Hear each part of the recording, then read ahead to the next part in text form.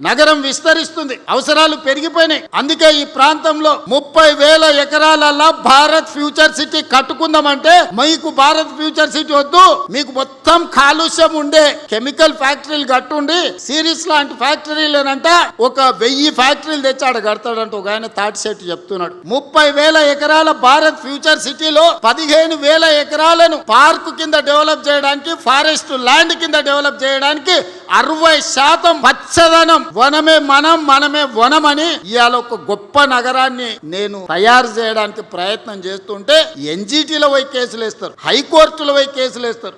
ఎవరు అడ్డంబడి దొల్లినా Bharat future city కడతా, అంతర్జాతీయ కంపెనీలను తెస్తా, ప్రపంచ దేశాల పెట్టుబడులు ఇక్కడికి తేవడమే కాదు, ప్రపంచంలో ఉండే పర్యాటకులు భారత్ ఫ్యూచర్ సిటీని చూసి నేర్చుకోవాలి. ఈనాడు మనం సింగపూర్, టోక్యో, హాంకాంగ్ చూసి, న్యూయార్క్ చూసి గొప్ప నగరం అని ఎట్లా అనుకుంటున్నామో భవిష్యత్ తరాలు భారత్ ఫ్యూచర్ సిటీని కూడా చూసి అంత గొప్పగా చర్చించుకునేటట్టు ఆ నగరాన్ని తీర్చిదిద్దే బాధ్యత మీ సోదరుడిగా నేను తీసుకుంటా.